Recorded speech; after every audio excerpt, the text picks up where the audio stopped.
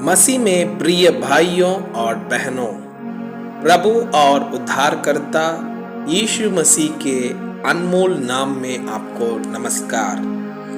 आज का पवित्र बाइबल पाठ कार्यक्रम का उद्देश्य प्रत्येक व्यक्ति के जीवन में नियमित और सुधारात्मक बाइबल पढ़ने की आदत स्थापित करना है।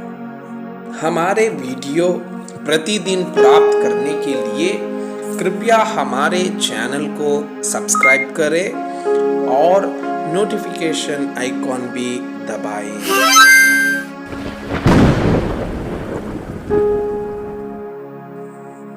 आज का पवित्र बाइबल पाठ उत्पत्ति के पुस्तक अध्याय 13। अब्राहम और लूत के अलग होने का वर्णन। अब अब्राहम अपनी पत्नी और अपनी सारी संपत्ति लेकर लूत को भी संग लिए हुए मिस्र को छोड़कर कानान के दक्षिण देश में आया। अब्राहम भेड़ बकरी गाय बैल और सोने रुपए का बड़ा धनी था।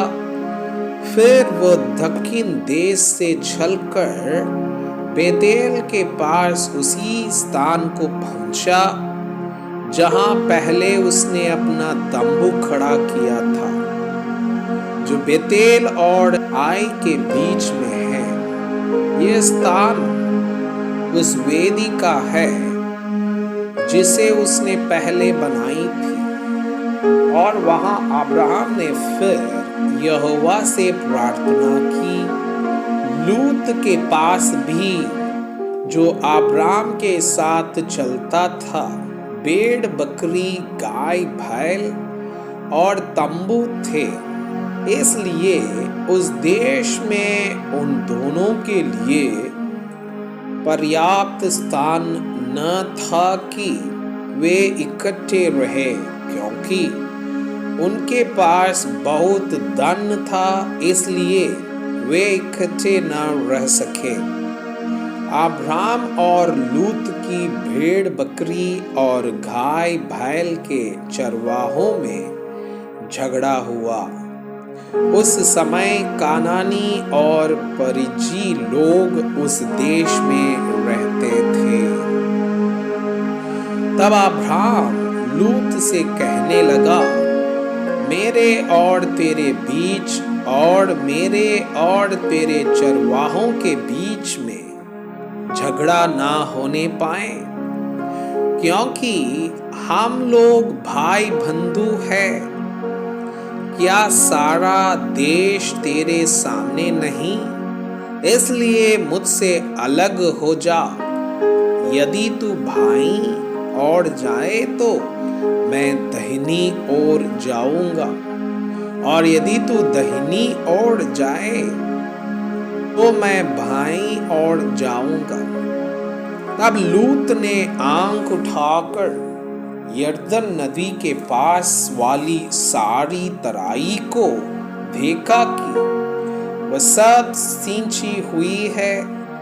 जब तक यहोवा ने सदोम और अमोरा को नष्ट न किया था, तब तक सोआर के मार्ग तक वह तराई यहोवा की वाटिका और मिस्र देश के समान उपजाऊ थी। इसलिए लूत अपने लिए यरदन की सारी तराई को चुन के पूर्व की ओर चला, और वे एक दूसरे से अलग हो गए। अब्राम कानान देश में रहा, पर लूत उस तराई के नगरों में रहने लगा और अपना तंबू सदोम के निकट खड़ा किया। सदोम के लोग यहोवा के लेखे में बड़े दुष्ट और पापी थे। अब्राहम का हेर्बोन को जाना। जब लूत अब्राम से अलग हो गया, तब उसके पश्चात यहोवा ने अब्राम से कहा, आंख उठाकर जिस स्थान पर तू है वहां से उत्तर दक्षिण पूर्व पश्चिम चारों ओर दृष्टि कर, क्योंकि जितनी भूमि तुझे दिखाई देती है उस सब को मैं तुझे और तेरे वंश को युग युग के लिए दूंगा, और मैं तेरे वंश को पृथ्वी की धूल के किनकों के समान बहुत करूंगा, यहाँ तक कि जो कोई पृथ्वी की धूल के किनकों को गिन सकेगा वही तेरा वंश भी गिन सकेगा।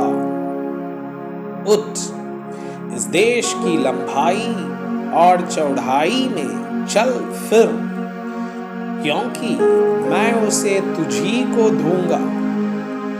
इसके पश्चात अब्राम अपना तंबू उखाड़कर मम्रे के वांस वृक्षों के बीच जो हेब्रोन में थे जाकर रहने लगा, और वहां भी यहोवा की एक वेदी बनाई। मैं आपसे यह अनुरोध करता हूं कि कृपया आज का बाइबल पाठ को अध्ययन करें और जिन वचनों के द्वारा आप प्रभावित हुए उसे अपने कॉपी में लिखें और आज दिन भर इस वचनों को अपने जीवन में अभ्यास करें।